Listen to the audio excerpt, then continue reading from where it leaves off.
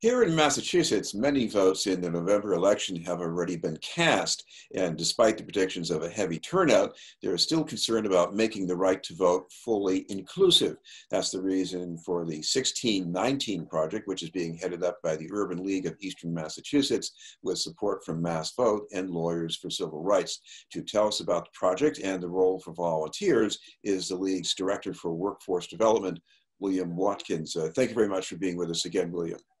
Hey, well, thanks for having me, Chris. I love being in, and you guys do some outstanding work, and you are a definite a voice that we need right now in this space.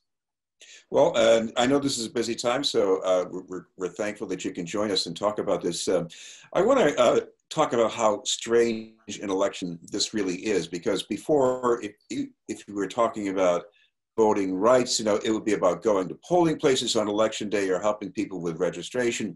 But what's the concern this year? Well, Chris,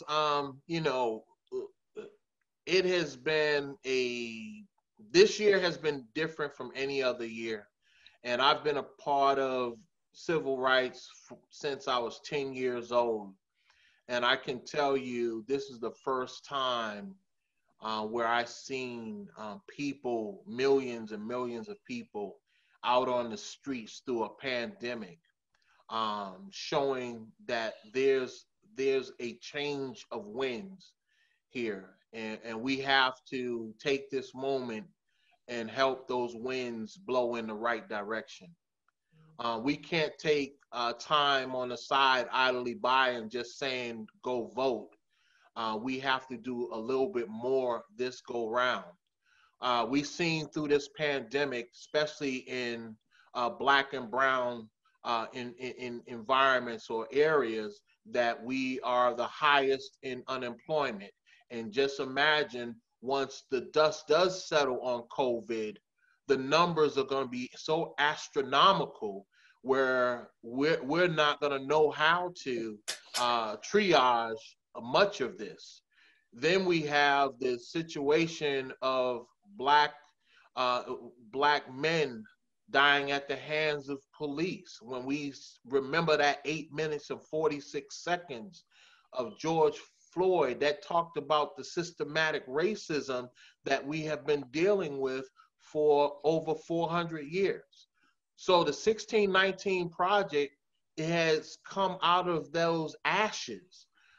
We want to make sure that people stop dying because of COVID. They don't have the same means or luxuries as our president to have 15 doctors, to have Air Force One fly you back and forth, or have a motorcade drive you around.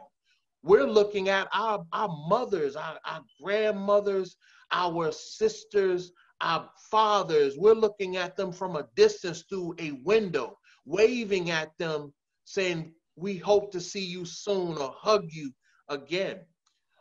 William, I want to ask you about the way things are shaping up, because Massachusetts is not generally considered a battleground state for the presidential vote, at least, and people might be wondering, so why is it so important to turn out here?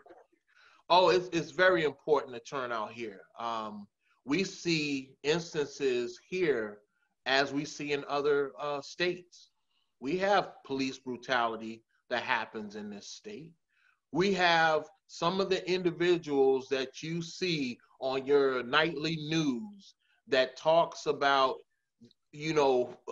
right wing or left wing discussions. We have them here right in this state, and we want to make sure that there is no way, no shape or form that there's going to be any sort of poll tax.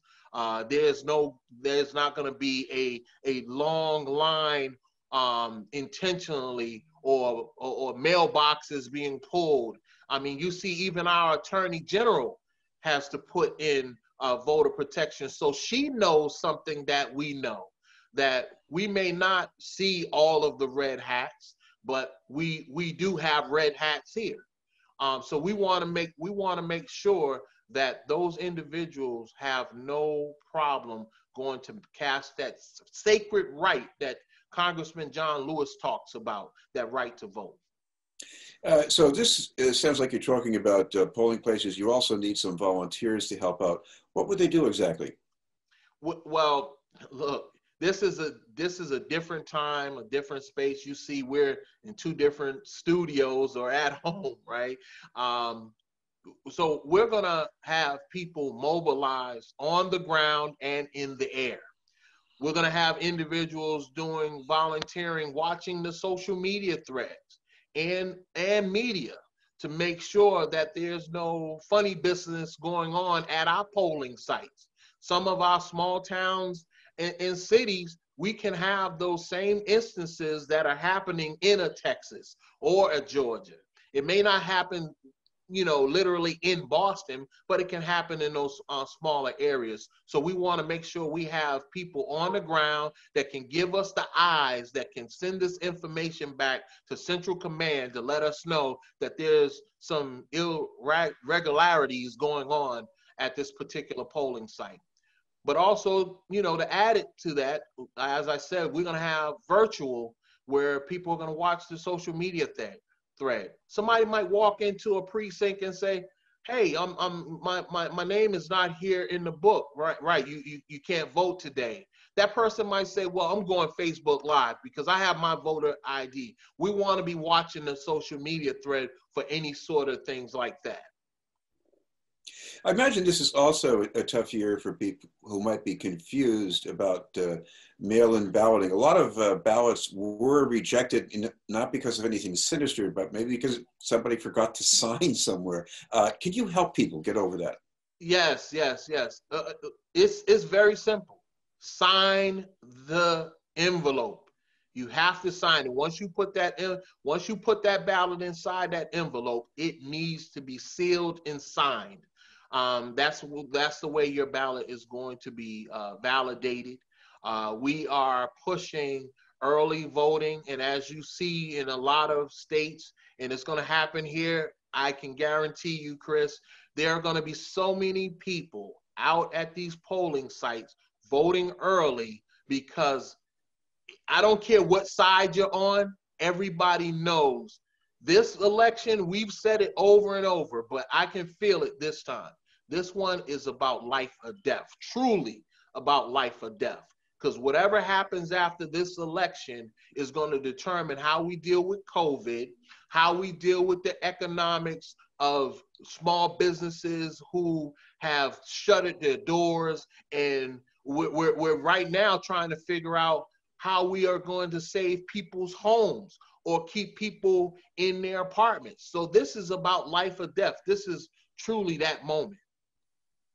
Well, if people want to help out as a volunteer, what would be expected of them?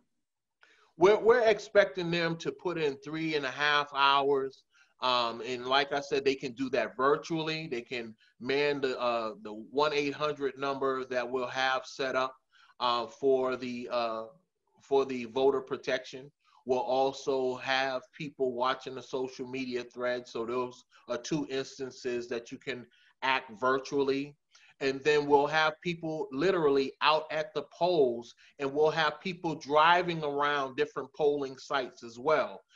So there's three ways to do this kind of virtually or at a distance, but we'll have poll monitors there as well to watch the polls. I want to ask you about some other things going on at the league that are related to the pandemic because you're trying to help people, but in different ways. Is there anything you can tell us about that?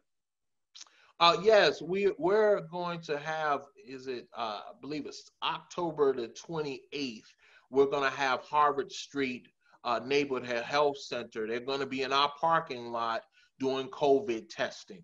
You know, Chris, this has been a very trying time for most of us, and we know family or friends who have been affected by COVID, and like I said, we are praying for them, and we're hoping that we can come out of this better on the other side. But one of the things that I can say about this pandemic, which has caused many of us to think outside of the box, and that is to love on each other a little bit more, learn a little bit more about yourself, and look at yourselves in the mirror before you go back out into this new normal and say, how am I going to treat people differently? That's, I think, this whole 2020 is about 2020 vision, trying to get us to narrow our scope, because we was really in a hustle and bustle before this happened. And when COVID hit, it slowed us all down. And if it wasn't for COVID, we would not seen that 8 minutes and 46 seconds. Some of us would have seen it, but we had the whole entire nation watch it. So we have to do things differently.